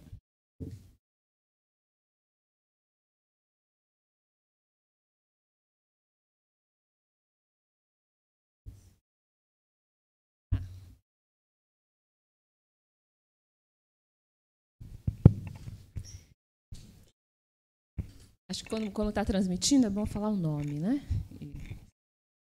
Teste. Bom, oi, eu sou a Raquel. Eu queria agradecer imensamente a fala de vocês, foi fantástico, enfim. Na verdade, a gente, pensando no público com quem a gente está dialogando essa tarde, jovens professores, informação, e pensando também o que a gente vê lá fora, né? Essa onda conservadora assustadora que a gente vê, as questões de gênero cada vez mais cerceadas, as questões do racismo cada vez mais negadas nos ambientes. Como vocês veem essas possibilidades de trabalho como docentes, como pessoas engajadas nos movimentos negros, enfim? Como a gente pode transitar por esses meios conservadores que estão cada vez mais se reafirmando nos espaços de uma maneira bastante assustadora? Mais uma. Vamos fazer blocos? Então tem mais uma aqui na frente. Primeiro bloco. Obrigada. Meu nome é Taína e eu tenho uma pergunta que eu acho que vocês duas podem responder. A Lei 10.139 foi aplicada, né? Essa já é um fato. Tem aplicada e está aí para ser, né, continuar sendo aplicada nas escolas, enfim, no trabalho dos professores. Isso é um ponto. Só que eu acho que um dos maiores desafios em relação à aplicação da lei é como que se aplica, pensando que muitas vezes é abordada de maneira muito exotificada nas escolas. Por exemplo, essas vão fazer capoeira em novembro, ou vão fazer feijoada, ou sei lá, né? Essas coisas meio sem noção assim que acontecem nesse percurso. Isso é um lado da aplicação da lei. Mas, ao mesmo tempo, de um outro lado, tem trabalhos muito importantes aí que têm sido feitos por bastante professores em relação a isso. E aí teve uma coisa que a Preta Rara disse na fala dela, que eu fui educada pela televisão brasileira. Mas, ao mesmo tempo, pensando na minha experiência e de outras, eu acho que inclusive a sua também, a gente também é letrada, por exemplo, por essa cultura que está fora da escola. E eu gostaria que vocês falassem como que tem sido o trabalho de vocês utilizar essas coisas, utilizar essas letras, utilizar esse material, e como até isso, para a gente que está aí se dedicando à história, né, acaba funcionando como grandes arquivos também. Você consegue passar informações a partir disso, né? A partir dessas músicas que foram feitas, dessas músicas que foram produzidas, tal. Você falou da capa do disco, né? Eu acho que isso acontece com várias outras cantoras aí negras, por exemplo, Alessi Brandão, né? A própria Alcione, que tem transmitido isso, né? Muitos temas da história contemporânea a partir dessas músicas, como o genocídio, a violência contra a mulher e tal. Então, acho que visibilizar essas experiências também seria interessante para a gente ver essas possibilidades, assim, né? De explorar isso. E se você pudesse falar, seria legal. 3. Bom, eu queria também agradecer a mesa. Para mim foi muito especial ouvir vocês, eu aprendi muito. Eu acho que, de tudo que vocês falaram, uma das coisas que mais me marcaram foi essa questão das epistemologias, dos conteúdos, de outros saberes que não são institucionalizados dessa maneira vertical. Acho que a importância de trazer a cultura periférica para a sala de aula como ferramentas pedagógicas, eu achei incrível tudo isso. Para nós aqui da universidade é um desafio muito grande pensar essas questões, porque nós somos hegemonicamente de classe média, né? Os departamentos de história são formados por professores brancos de classe média, então é muito difícil aproximar de tudo isso. Eu acho que o desafio está colocado, não tem como mais fugir, nós vamos pautar isso cada vez mais, né? E eu acho que ouvir vocês foi muito especial nesse sentido. A minha pergunta conecta um pouco com a pergunta da Raquel, que tem a ver com essa reação conservadora. Na minha leitura, as cotas é um elemento fundamental, né, para provocar essa reação conservadora no país.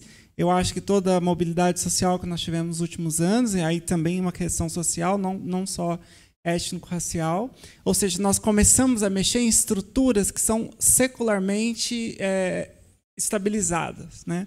E essas políticas públicas que mexem com essa questão do racismo, quando um país assume, o Estado assume o racismo estrutural, né, que sempre foi apagado através da ideologia da democracia racial, sempre foi naturalizado, invisibilizado, etc. Eu acho que quando a gente começa a ter essas políticas públicas respondendo às demandas e à luta histórica do movimento negro, a gente tem uma série de reações.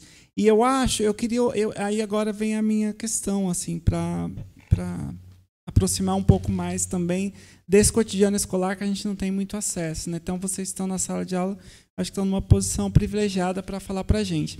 Eu estou particularmente interessado numas mudanças que a gente começou a ter nos últimos anos, que passa pela internet, né? Você falou que foi educada pela cultura da televisão, mas eu acho que hoje em dia a gente tem muito circulando nas redes sociais discursos sobre história da África, história da escravidão, né? Um suposto revisionismo conservador, né? Que eu acho que é uma estratégia para reagir a essas mudanças que nós tivemos, ou seja, mais uma vez para tentar desqualificar, deslegitimar essas lutas. Então, é muito comum, do meu ponto de vista, pelo que eu observo, essas teses que circulam principalmente através do MBL, de memes, etc., fazendo piadas, né, a respeito de zumbi, de história da África, que negros escravizaram os negros, ou seja, essa velha visão racializada da África que a Lucilene tanto pauta aqui, né, no nosso departamento. Eu queria saber como é que isso está chegando na sala de aula e como é que os alunos trazem esses discursos que circulam nas redes sociais para vocês, né? Era um pouco isso que eu queria ouvir. Muito obrigado, foi incrível.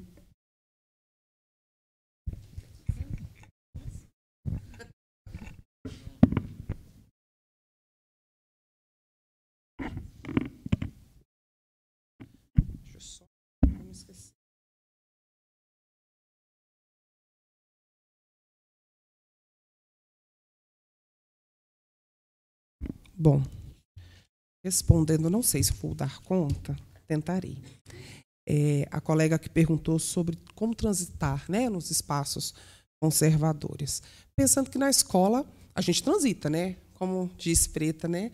Você quer chegar no vulcão, no inferno, é a sala de aula. E ali você vai ouvir os mais diversos discursos. Eu fui aprendendo que muitas vezes você entrar no embate direto da briga não é o caminho, sabe? Porque aquela pessoa ali, ela precisa ser educada. E, às vezes, ela também não quer.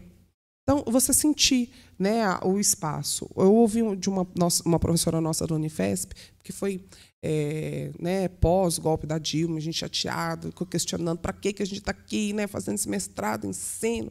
Vamos largar tudo, os 20, vamos embora. Aí ela teve uma fala muito sensata. As ondas conservadoras, elas vêm por quê? Porque são grupos de pressão, né? Que eles estão ali em constante atrito. Então, vejam bem, saíram os gays, as lésbicas, os trans, tudo dos armários. Olha que inferno, né? Saiu todo mundo dos armários. Saem as mulheres negras, os homens negros, sai todo mundo dos armários também, não é?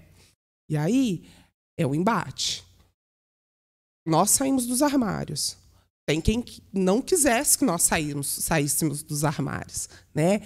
E qual que vai ser agora a nova construção e constituição de sociedade? É isso, né? O ponto. Nós não voltaremos, certo? Não voltaremos. Eles não nos querem ali. Então, esse é o campo de disputa, não é? Então, é o embate que nós iremos assumir a partir daqui. Há 5, 10 anos atrás, eu não era essa mulher que eu sou hoje, né? Eu tenho certeza aqui que tem gente aqui, provavelmente, que nasceu nos anos 2000, né? Isso mexe com o meu coração. Isso dói. Mas, porque, né, há 10 anos atrás eu já era adulta. Pode ser que alguns aqui há 10 anos atrás eram crianças. Mas, para quem era adulto, há 10 anos atrás, tenho certeza que já houve uma mudança. Então, é isso, a gente saber que nós estamos numa estrutura maior de disputas de lugar de fala e de poder, e que é isso, nós saímos dos armários, nós fomos para as ruas, nós dissemos que estamos aqui, que não vamos mais aceitar um assédio, que nós não vamos mais aceitar um apelido, nós não vamos mais aceitar. Doa quem doer. E é essa a disputa. Né? E aí, a gente, em sala de aula, a gente tem que ter um jogo de cintura, porque esse aluno, quando ele ouve diversas coisas, né, em casa, na rua, na internet, ele traz isso para a sala de aula. E os professores que não tiver, o professor que não tiver um equilíbrio, ele pode perder esse equilíbrio, porque nós não temos sangue de barata, né? Em alguns momentos você se irrita, não é? Mas a gente primeiro pensar que aquela criança de 11, 12, 13 anos, ela está achando legal, e aí ela vai reproduzir aquilo, até para poder ver até onde você vai, porque adolescente tem isso, não é? Então, você conseguir fazer essas leituras. Um pequeno exemplo. Eu entrei no 7º B, acho que é a marca, né? O 7º B. 7º B esse ano. Aí, uma sala terrível, mas eles também altos embates, e aí os alunos denunciando: professora, você não sabe o que aconteceu, conta para mim o que aconteceu, Vitória. O André fica falando que ele é Bolsonaro, professora. Nervosa. E aí a sala inteira brigando com o André. E o André: eu sou mesmo. E aí entrei, dia de dar aula sobre África. Ai, Jesus, eu só queria dar aula. Aí o que acontece? André olhando para mim, um aluno que nunca me deu problema. Pensei, qual é o caminho? Vou entrar num embate onde não vai me levar a nada com o André? Não sei. Dei minha aula, conversei, acalmei. Calma, crianças, vocês não podem se matar, porque eu sou representante e responsável por vocês. Se acontece com alguma coisa, eu tenho que assinar, gente. Me ajuda. Aí, eu falo isso, me ajuda, gente. Eu preciso entregar vocês aqui, em perfeita condição. Aí eu terminei a aula. No final, André veio conversar comigo. Oi, professora. Oi, André. Estou querendo estudar um pouco mais sobre política. Nossa, que bom. Muito bom. Eu quero ler alguma coisa sobre economia, não sei, você tem alguma coisa para me indicar? Não, pode deixar, André, vou anotar aqui, vou ver aqui na biblioteca, a gente vai conversando e a professora vai te ajudando, tá bom? Tá bom, obrigada, professora. De nada. E foi embora. Então, vocês entendem? Ele quer saber. É que ele está comprando o discurso que está posto, o que ele está vendo toda hora. E aí, se eu entro num embate direto com esse adolescente, gente, eu só vou alimentar isso ainda mais.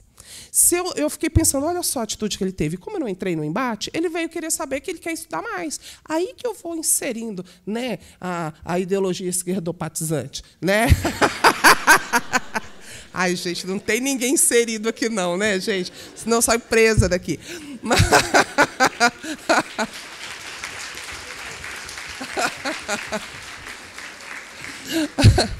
Mas o que acontece? Se a gente não pensa, não tem um jogo de cintura, uma malemolência, você acaba perdendo aquele aluno, né? Então é isso, eu ainda estou lá com o André, eu inclusive estou devendo a bibliografia para o André, preciso entregar para ele, e várias outras situações. A gente, apesar dos espaços conservadores, professora, a gente também vai criar. As pessoas, elas não são burras. Elas sabem com quem elas falam e como elas falam, né? É muito engraçado, às vezes está rolando algum discurso misógino ou homofóbico, alguma coisa assim, alguma piadinha, eu chego. Nossa, parece que chegou o velório.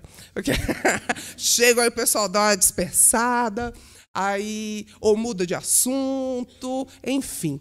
Porque as pessoas também elas querem debater, mas não é com todo mundo. Enfim, quando você fala, né, que sobre o crescimento, realmente tem a presença forte desse racismo, desse machismo, mas a escola pública, principalmente, ela é esse caldeirão, porque, ao mesmo tempo que a gente vê isso extremamente forte, a gente vê também, em alguns momentos, um movimento contrário também muito forte. Esses dias eu estava no 6º ano, e aí eu vi uma menininha correndo, do 6º ano, correndo assim, em círculo na sala, ela ia acabar com o menino. Ela ia tirar sangue dele. Eu, pelo amor de Deus, pare. O que aconteceu? E ela com ódio, dava para ver o olho dela tremendo. O que aconteceu? Conta para a professora. Professora, gritando, tá? Eu não posso gritar aqui. Ele veio, foi desafiado por aquele grupo, e ele veio me dar uma sarrada, professora. Você tem que chamar a atenção dele. Eu pensei, gente maravilhosa, né? Olha, não é? Gente, eu vou dar um beijo nela.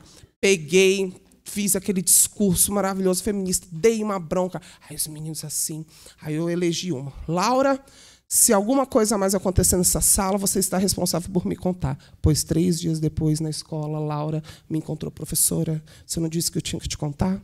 Aconteceu aquilo de novo. Eu juro, Laura, juro. Aconteceu isso, isso, isso. Quando você for lá, professora, você tem que conversar com todo mundo de novo. Eu, com certeza, deixa eu anotar aqui. E já anotei a demanda de Laura. Então, vocês entendem? Ao mesmo tempo, então, é muito difícil, sabe, você conseguir dosar, porque ao mesmo tempo que tem uma onda conservadora muito grande, mas também existem esses movimentos, né? Então, esses dias eu tive que separar a briga, porque 2 meninos negros, um foi lá e xingou outro de macaco. Aquele que talvez há 10 anos atrás ele iria aceitar quietinho, ele foi lá, meteu a mão na cara do outro, meteu a porrada. Achei ótimo, mas aí eu tive que... eu achei lindo. Mas, né, aquilo que você falou, o que eu faço agora? Depois de uns anos, você pensa, ai, gente, fiz... Eu falei assim, vem aqui os dois. Dei aquele sermão da montanha. Mas, depois eu chamei os dois... Falei com o que bateu, expliquei. Eu falei assim, olha, eu não acho que você estava errado, mas tem isso, olha, você é grande, tal, qualquer coisa, vem conversar.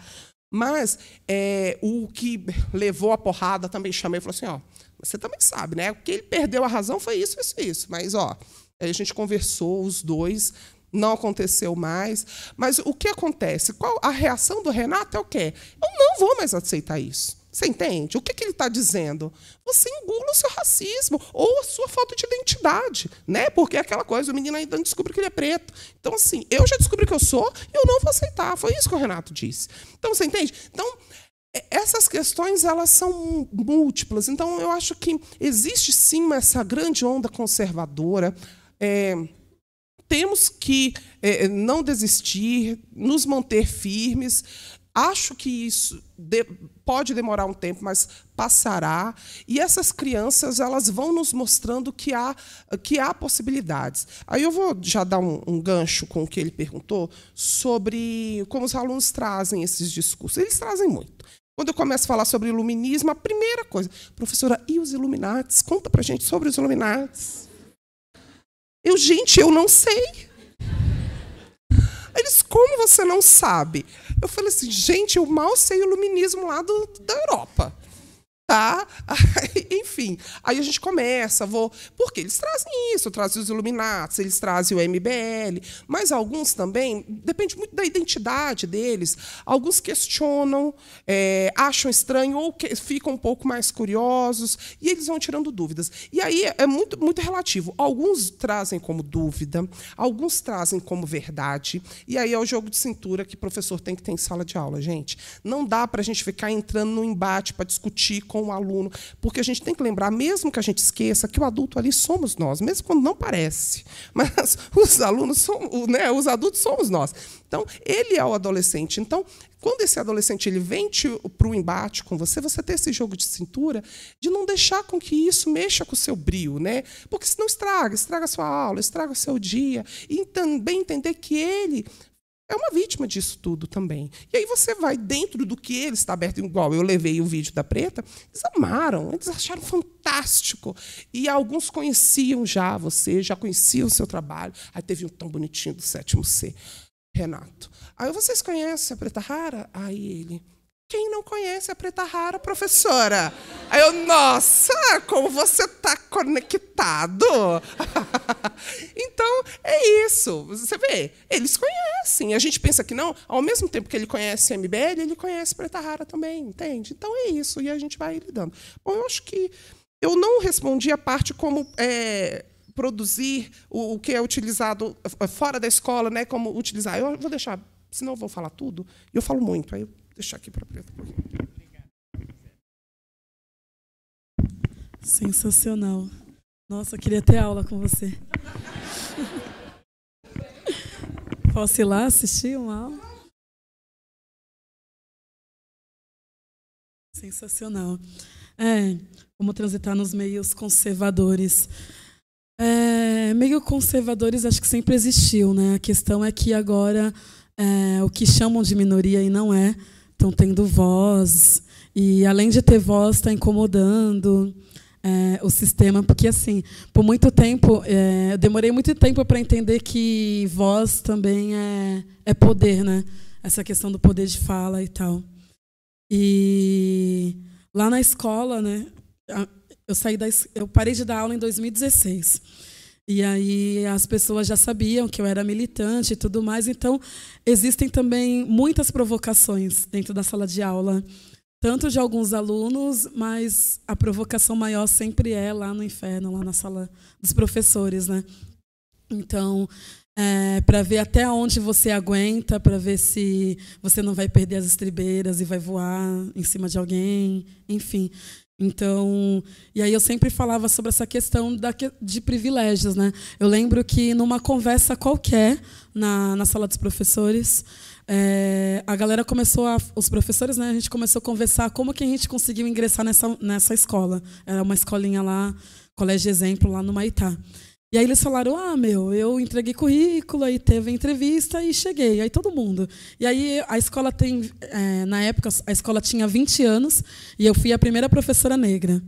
E aí eu falei, nossa, foi assim fácil para vocês? Aí eles, mas como assim fácil? Aí eu lembro do professor de geografia falar, ixi, lá vem ela. Né? Lá vem ela. Eu falei, não é questão de lá vem ela. A questão é que me chamaram para uma entrevista nessa escola e a diretora já falou que era para eu entrar na sala de aula e dar uma aula sobre racismo. Não teve um preparo, não me passou um assunto qualquer para eu me preparar. Aí a galera começou, nossa, mas você teve que dar aula no primeiro dia? Assim, eu falei, gente. E aí eles, caramba, que estranho. Eu falei, não é estranho. Olha para o braço de vocês. E aí eu lembro que eles, igual aluno, né? E aí eles rapidamente olharam assim. Todos, né? Tipo, olha para o braço de vocês. Aí eu falei, agora perceba qual a cor que você tem. Aí, nossa. Falei, então, é desse lugar que eu venho, né? De que num Brasil que fala que não existe racismo, mas também ninguém se assume racista, e o racismo existe. Então, eu utilizava muito esses exemplos assim para poder transitar nesses espaços, mas eu demorei muito tempo para entender que eu também não precisava entrar em alguns embates, sabe? Essa questão de ter esse equilíbrio demorou muito para entender, para chegar para mim, porque eu já era militante, já era dedo na ferida, já falava alto, já gritava, já queria colocar placa, faixa, pichar a escola. Mas aí eu tive que aprender como conseguir falar com as pessoas, né? Hoje ainda tenho essas vontades, mesmo. Mas tem algo mais delicioso que é o sarcasmo. Ser sarcástica é muito da hora.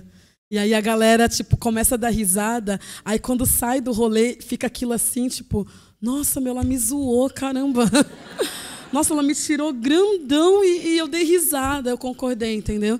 Então, eu aprendi a ser sarcástica nessa vida, né? Onde os lugares que eu chego, as pessoas falam, nossa, mas você faz isso mesmo? Nossa, mas você sabe fazer isso?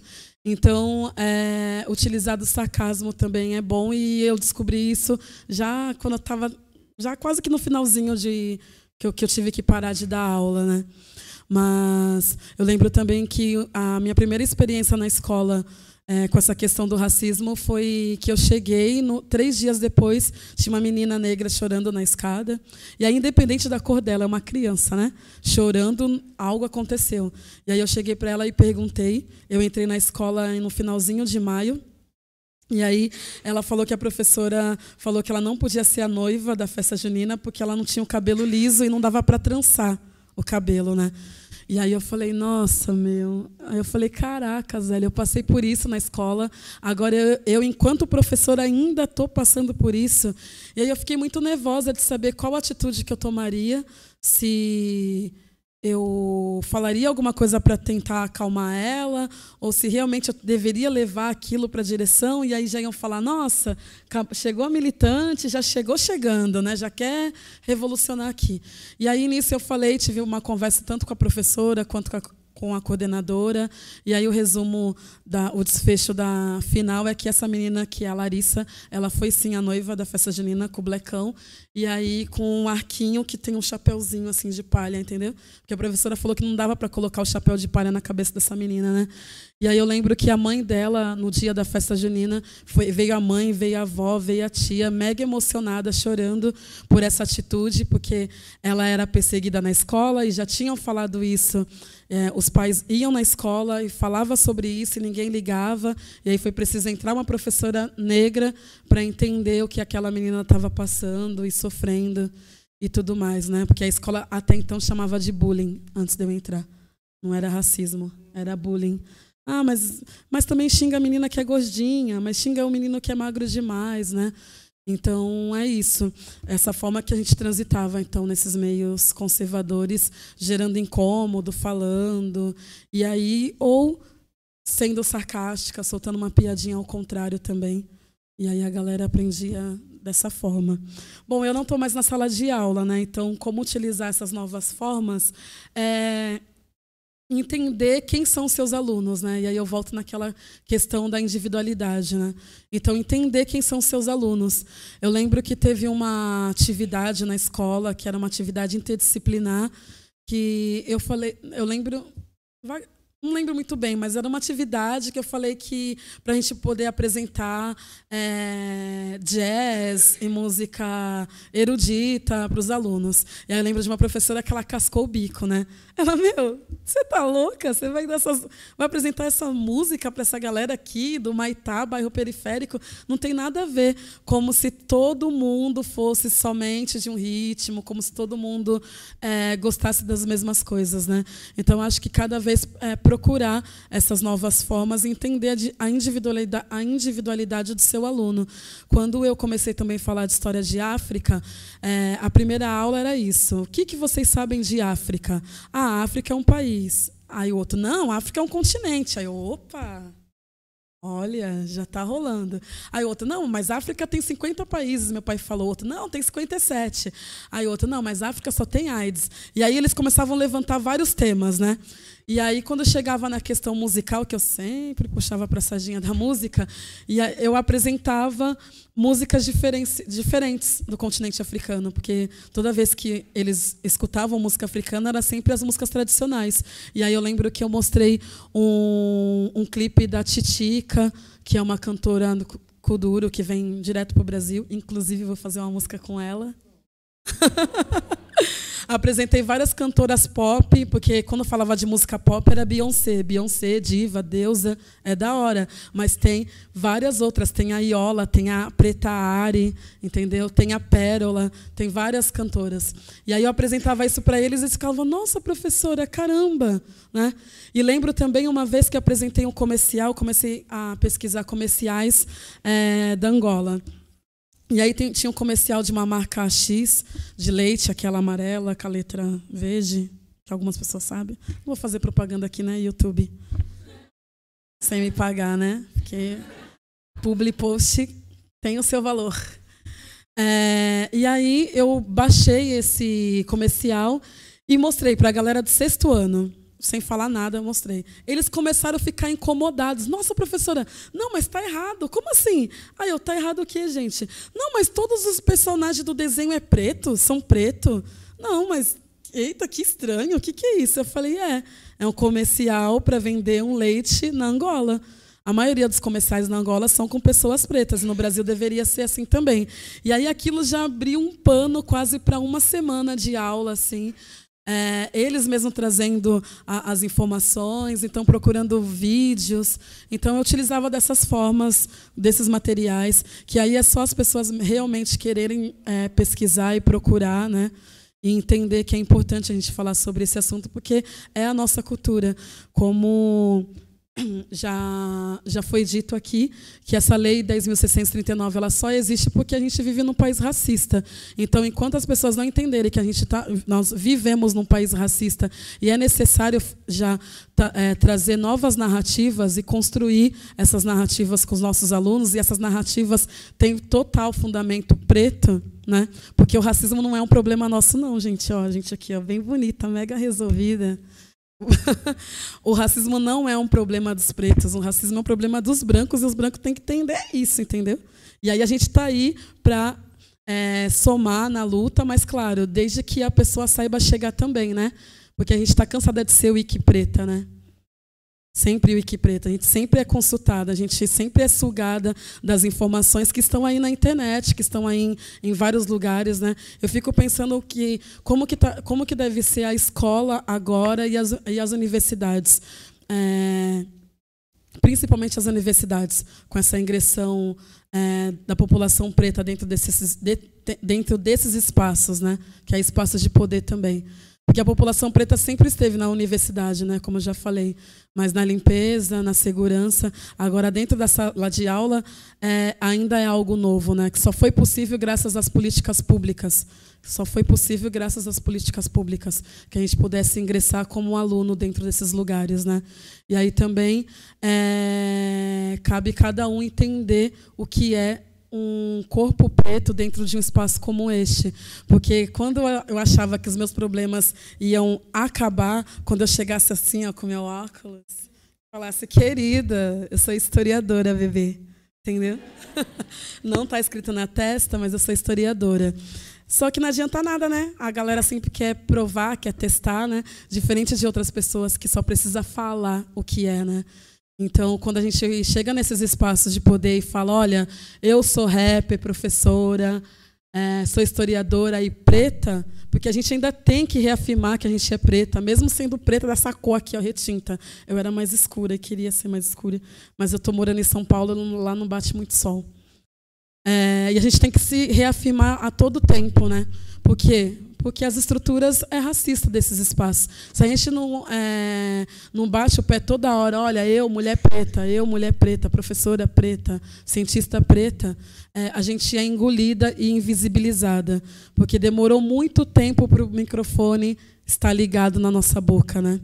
Porque sempre o que estava próximo da gente era a vassoura, né, o pano de chão, a gente nunca tinha acesso.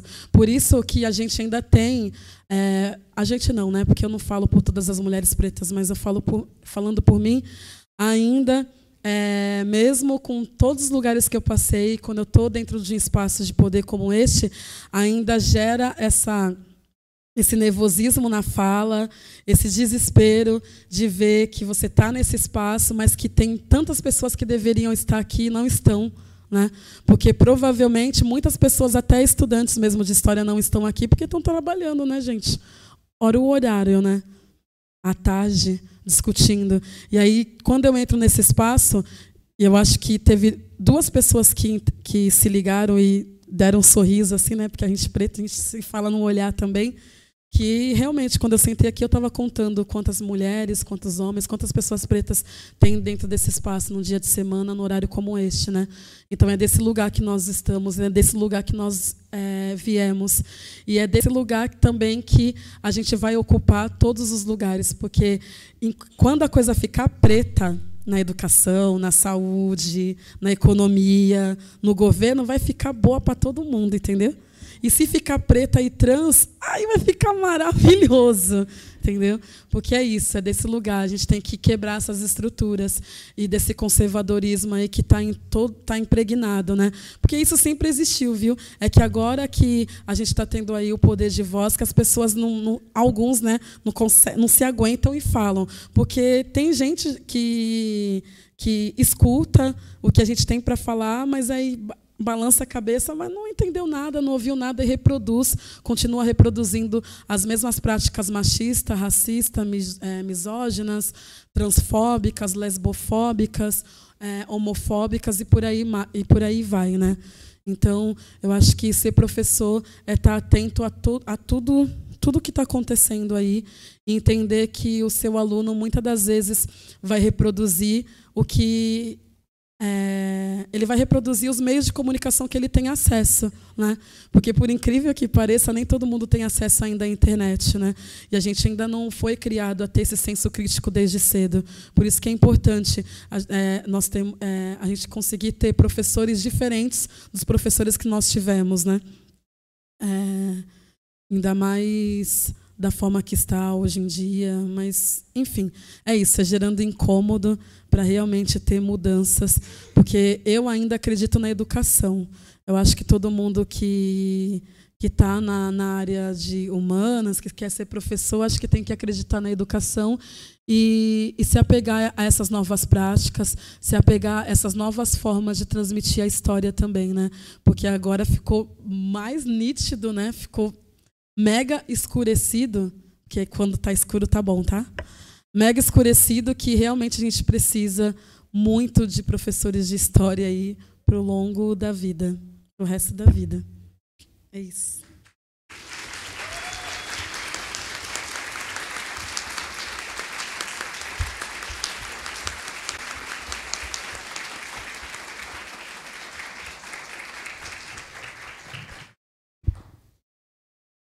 Bom, acho que a organização tem que me dizer agora o que fazer, porque nós temos uma mesa, né, às 16 horas e temos 7 minutos.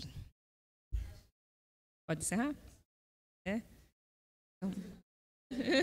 Então eu vou fazer o seguinte, vou passar a palavra para a Ellie e para a Preta Rara, para elas fazerem aqui o encerramento. A Preta vai, claro, e a sua arte. Isso, né? Eu quero agradecer. Bom, primeiro eu agradeço muitíssimo. Foi um grande privilégio estar aqui mediando essa mesa. Coração, aprendi muito. Eu também queria ser aluna. As duas aprendi muita coisa. Foi muito importante a fala de vocês. Acho que e muito importante que a fala de vocês tenha sido a mesa de abertura, não é, dessa semana de ensino de história. Então vou passar a palavra para a Graziele, para a Preta, para a Graziele. Primeiro, para fazer o encerramento. Depois a gente deve ter um tempinho, né? E aí a gente tem uma segunda mesa, que é a mesa sobre o Laboratório de Licenciaturas, o L3.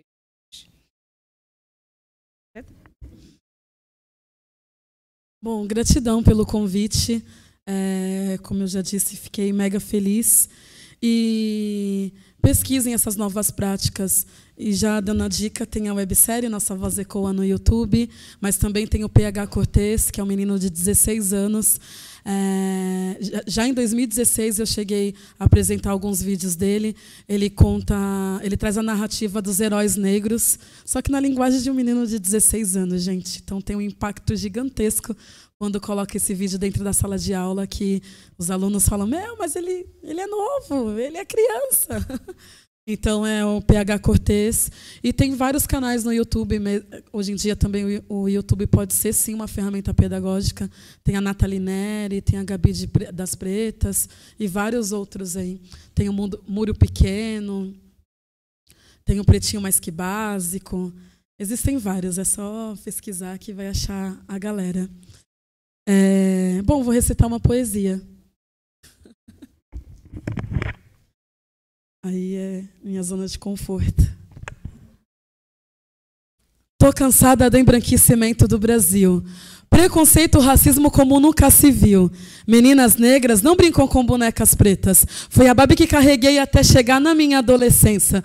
Por que não posso andar no estilo da minha raiz? Sempre riam do meu cabelo e do meu nariz. Na novela sou empregada, da Globo sou escrava. Não me dão oportunidade aqui pra nada. Sou revolucionária negra consciente. Eu uso o corpo, eu me mostro e uso a mente. Sou afrodescendente, você vai me aceitar assim? Cabelo enraizado é bom pra mim. Patrão puto que não me contrata na sua empresa, porque não tenho olho claro, ele não me aceita. Eu entro no seu comércio, ó. Eu gasto e consumo. Aí você me aceita? Isso é um absurdo. Dinheiro não tem cor, mas para trabalhar tem. Há muitos negros em Sedô, eu digo amém. Negra mudando de cor não é normal para poder ser aceita no país do real. Não troco minha raça por nada, essa é minha casa. Mas uma negra militante mostrando a cara. Branco correndo tá atrasado, preto correndo tá armado. E é tiro da polícia para todos os lados. Genocídio cresce no meu povo preto porque temos que morrer morrer só porque somos negros? Sistema racista, raça do diabo. Estou nas ruas correndo para todos os lados, com sangue no olho, ó, em desespero. Pego o negro estudante e falam que é suspeito. 20 de novembro não nasceu por acaso. Zumbi dos Palmares foi executado. Teve sua cabeça cortada, salgada e espetada num poste em Recife, na luta pela causa. Sou quilombola, descendente do guerreiro zumbi. Não é você, sistema opressor, quem vai me pedir de rir. 13 de maio, a falsa libertação dos escravos, a princesinha que nos livrou e nos condenou. O sistema fez ela passar como adoradora, não nos deu educação e nem informação. Lei do sexagenário, aí foi tiração. Libertar os negros velhos sem nenhuma condição. Lei do ventre livre ou do condenado, pequenos negros sem pai para todos os lados. Na escola não aprendi, aprendi na escola da vida. E estudei me informando atrás de sabedoria. Nossa cultura esquecida, apagada, queimada. Na escola nunca ouvi falar de Dandara. Somos obrigados a aprender o que é de fora. Europa, Oriente, essa cultura não é nossa. Discrimina as religiões afro-brasileiras, falando que é do diabo, que é coisa feia. Mas temos que se mexer para acreditar. Para obter conquista é preciso reivindicar. Domino nos meus pensamentos como grande líder negro. Eu não espero e vou à luta de tudo que quero. Sou puro sangue envenenado, corpo, mente e alma. Não tenho medo de nada, Brasil é minha casa. Honro minha raiz, luto pela minha cor. Tudo que busco é por nós e faço com amor. Cabelo pichain, da pele preta. A aparência não me rebaixa porque eu amo ser negra. Sou mais uma guerreira como Dandara. Quero conhecer o meu passado, família na África. Ó, Isabel Cristina Leopoldina, Augusta Micaela Gabriela Gonzalez de Bragança, que se fez de boazinha, aquela cretina, assinou a abolição sem nos dar esperança. Quem lutou subiu, quem não lutou ainda espera. Quilombos formados, hoje codinome favela. Algemar minha verdade, ninguém é dono dela. Queimar arquivos não consola os negros dessa terra. A grande parte eu não sei, por isso eu não citarei. A grande parte dos carentes são negros, eu sei. Rei de quilombos que foram do passado, de sua terra natal foram arrancados. Agora tentam esconder com cotas de igualdade, se a maior parte do preconceito está na faculdade. Eu não consigo me ver tomando chibatada. Roupa rasgada, na mata, violentada. Brasil, o primeiro em miscigenação. Misturar de raça camufla a história da nação. Algemar nos punhos e nos pensamentos. Ainda somos escravos, mesmo não querendo. A luta continua, só você não vê. Ó, abre os olhos que ninguém abrirá para você. Olha lá, mais um navio negreiro. Mais mão de obra de graça para os canavieiros. Será que a história da época é a mesma de hoje? Promessa de emprego que ilude a cabeça dos negros. Muitos sofreram antes da liberdade sonhada. Gota de sangue escorria no couro da chibata. Lágrimas derramadas para muitos foram piadas. Soltos das correntes, sem poder voltar para casa. E não voltaram. E aqui estão, fazendo resistência. Estamos aqui, demoramos muito tempo para chegar aqui e não sairemos daqui, certo? Então, a população preta dentro desse espaço, ela tem que ter voz sempre, tá ligado? Isso que é segurar aí os seus privilégios. A gente vem de um lugar que demorou muito tempo para a gente estar aqui, a gente desejou muito estar aqui. E a gente não vai sair mais daqui. E com certeza a gente está fazendo uma revolução para que essas fotos aqui, ó, mude. Porque isso não representa o Brasil, não, tá? 54% da população preta. Isso os que declaram. E a gente não vê uma pessoa preta dentro dessa foto aqui, ó. Cadê nós aqui também? A gente construiu esse país, né? Não era nem para a gente estar aqui. A gente era reis e rainhas lá. Mas estamos aqui, existimos e resistimos, existindo para resistir. Já é, saudações africanas.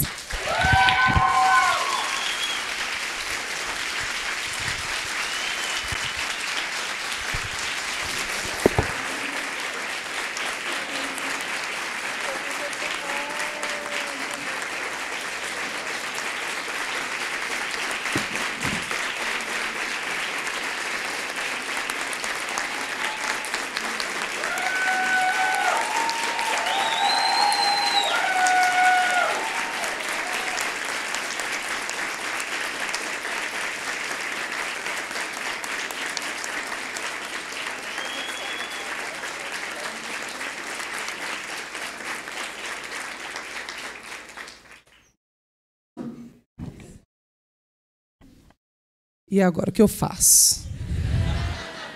Eu canto para vocês? Eu não sei o que fazer agora. Bom, quando eu recebi o e-mail do convite, eu achei que estava errado. Eu falei assim, mas por que a Unicamp está mandando esse e-mail? E aí, depois me contaram que era com a Preta Rara. Eu falei assim, muito bom mesmo. Olha aí, como é que eu vou dividir essa mesa com ela? Mas eu acho que foi lindo, né? Eu gostei muito. Eu dedico essa mesa e essa participação, já apresentei alguns trabalhos universitários, mas uma mesa como essa a primeira vez. Eu parabenizo a Unicamp, porque a Unicamp ela teria toda a liberdade de colocar aqui outros professores com títulos maravilhosos, como a professora aqui, debatendo sobre a lei, que faria também de forma genuína. Poderia colocar professores de carreira, doutores dentro da universidade. Não, faz uma escolha, né? Então, faz uma escolha pensada dentro, a professora dentro da universidade, mas a professora que esteve e trabalha com arte, a professora que está pesquisando na universidade também está na escola. Então, vai mudando, né, e quebrando esses padrões. Isso eu acho que é muito importante e faz com que a gente dialogue de uma forma totalmente diferente. Então, eu quero agradecer o espaço. Carrego comigo também não só a minha vida, mas os meus colegas de trabalho, os meus alunos e a escola pública. Sou uma grande defensora da escola pública. Eu acho que, através dela, é possível muita coisa. E dedico essa mesa à minha mãe, à memória dela. Ela é falecida há mais de 4 anos, e minha mãe não viu nada do que aconteceu comigo. Quando eu terminei de me formar, ela descobriu um câncer e foi em 8, 9 meses ela faleceu. E hoje eu entendo que minha mãe faleceu muito por causa do sofrimento social dela, né? E tudo que veio depois, o meu trabalho, a universidade, ela não viu nada, ela somente sofreu a vida inteira. E, até um tempo atrás, a gente normalizava o sofrimento da minha mãe. Não, o sofrimento da minha mãe foi um sofrimento social, foi um sofrimento étnico-racial, né? As questões sociais mataram minha mãe. E, a partir de agora, todos os meus trabalhos e todas as minhas apresentações, tudo que eu faço dentro e fora da universidade é dedicado à minha mãe, à memória dela. E quem eu sou hoje é por causa da Dona Valdivina. Então, que não sei se existe vida após a morte ou não, mas que, através de mim e da minha família, e eu gostaria que minha família também estivesse aqui, porque isso também é um grande marco. Deixei minha irmã em Santo André e ela fala todos os dias, você é um grande orgulho para mim. Quando eu falo de você para as pessoas, eu sinto muito orgulho. Então, e eu sei que esse orgulho que ela sente são pesos, né, que a gente vai trazendo. E que a minha família, mesmo não estando aqui, ela também se sinta representada por essa família. Meu pai, que tem 84 anos, e, enfim, e esses trabalhos todos só têm sentido por causa da minha família e pela minha mãe, com a minha mãe, para a minha mãe. E é isso. Muito obrigada pela atenção de todos vocês. Foi ótimo.